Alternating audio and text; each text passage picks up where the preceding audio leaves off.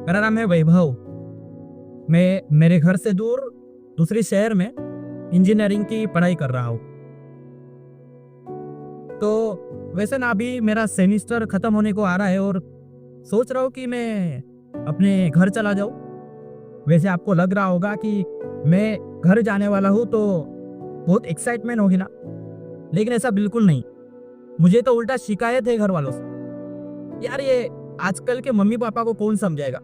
यार दुनिया बदल गई है, उनको भी बदलना चाहिए। खैर छोड़ो। वैसे मेरी बस गांव पहुंचने वाली है और पापा ने कहा था कि लेने आऊंगा। जैसे मैं उतरा तो आगे पापा खड़े थे। पापा ने मेरा सामान पकड़ा और कहने लगे कि सुबह से ट्रैवलिंग कर रहे हैं ना, तो वो होटल दिख रहा है, चल उधर जाएंगे और नाश्ता कर ले, बाद में घर जाएंगे। तो मैंने कहा नहीं पापा, ये नाश्ता वास्ता मुझे नहीं करना, चलो घर जाते हैं। पापा को कौन समझाएगा कि आजकल के लड़के नाश्ता करने से पहले एक कप चाय और एक सिगरेट लेते। हम घर पहुंच गए और मैं मेरे रूम में जाकर मैंने मेरा सामान रखा और फ्रेश होने जा रहा था कि मम्मी ने आवाज दिया, बेटा वैभव। तो मैं मम्मी के साथ बातें करने लगा तो बीच में पापा ने बोला, वैभव वो तेरे दोस्त राहुल वो भी घर जा रहा है? तो मैंने कहा हाँ शायद वो भी घर जा रहे हैं। और वो चेतन? अरे हाँ पापा, सेमिस्टर खत्म होने के बाद सब लोग घर ही जाते। और पापा मुझे ना आपसे एक शिकायत है। यार ये रोज रोज कॉल करना, ये क्यों? रोज रोज कॉल करने से एक ही बात तो पूछते हो कि कैसे हो। अगर मैंने कॉल नहीं उठाया तो मेरे दोस्त को कॉल। यार मम्मी समझाओ ना यार पापा को। ये पापा सुनने के बाद थोड़ी दूर जाकर खड़े हो गए और मम्मी ने मुझे आवाज दिया और मम्मी बोली, यार वैभव इधर आ जा, तेरे पापा ना एक नंबर के झूठे हैं। यार तुझे बताऊं, तू जब 4-5 साल का था तो बहुत तेज बुखार आया था। तो जब पापा घर आए तो मैंने उनको बोला कि उसके बुखार है तो पास वाले हॉस्पिटल में लेके जाते हैं। तो पापा ने कहा नहीं नहीं, अरे वो बड़ा हॉस्पिटल है ना, जो बड़ा कॉम्प्लेक्स है जहाँ पे सिर्फ डॉक्टर्स और मेडिकल स्टोर है। तेरे पापा को ना एक हफ्ते से कमर में दर्द है और मैंने अगर कहा कि चलो हॉस्पिटल जाते हैं तो कहते कि यार मुझे क्या हुआ, और तुझे तुझे इतने बड़े हॉस्पिटल में ले गए थे।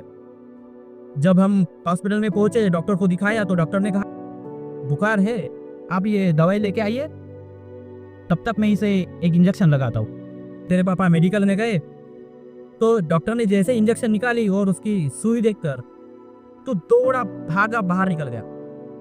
और बाहर निकलते ही उन्हें कहा पापा पापा पापा। तेरे पापा वहां पर मेडिकल का सामान वही छोड़कर दौड़ते तेरे पास आए और जैसे ही तेरे पास आए तो उन्हें उनको ऐसे रिपटा कि शायद बहुत दिनों बाद तुम्हारी मुलाकात हो रही हो। इसी बीच डॉक्टर ने तुझे इंजेक्शन भी दे दी तो भी तुझे कुछ पता नहीं चला। वहां पे सारे लोग तुझे देख रहे थे। ये सुनकर मैं थोड़ा नम सा हो गया। मेरी माँ बोली कि तुझे पता नहीं तेरे पापा झूठे थे कि ऑफिस जा रहा हूँ, और ऑफिस जाने के बहाने वहां से छुट्टी लेते थे और तुझे मिलने तेरे कॉलेज आते थे। और फिर भी वो डरते थे कि तुझे बुरा लगेगा, इसलिए तेरे कॉलेज के बाहर जो होटल है ना वहां पर बैठ के रहते थे। तू कब कॉलेज में जाएगा, तुझे देख लिया कि तू कॉलेज में जा रहा है तो बस उनको वहां ही समाधान होता था और वो वहां से घर आते थे। जाना 4 घंटा और आने का 4 घंटा, बस तुझे देखने आते थे। ये सुनकर मैं तो भावुक हो गया और पीछे मुड़कर पापा के पास दौड़कर गया और मैं उनको कस के पकड़ा, रोने लगा। शायद पापा भी रो रहे थे, उनके आंसू मेरे कंधे पर टपक रहे थे। तो मैंने कहा कि सॉरी पापा, मुझे माफ कर दो। इस बीच मेरे दोस्त ने राहुल ने कही हुई बात मुझे याद आई कि राहुल ने कहा यार तेरे पापा का कॉल आ रहा है, टाइम है तेरे पास तो बात लिया कर। तो मैंने कहा यार छोड़ दे, बाद में कर लूंगा। तो उसने कहा था कि अब तेरे पास टाइम है, बाप भी है तो कॉल उठा लिया कर यार। कभी कभी वक्त ऐसा आता है कि पापा नाम का कॉल कभी आता ही नहीं, फिर बातें रहते हैं बहुत करने के लिए लेकिन बाप नहीं रहेगा।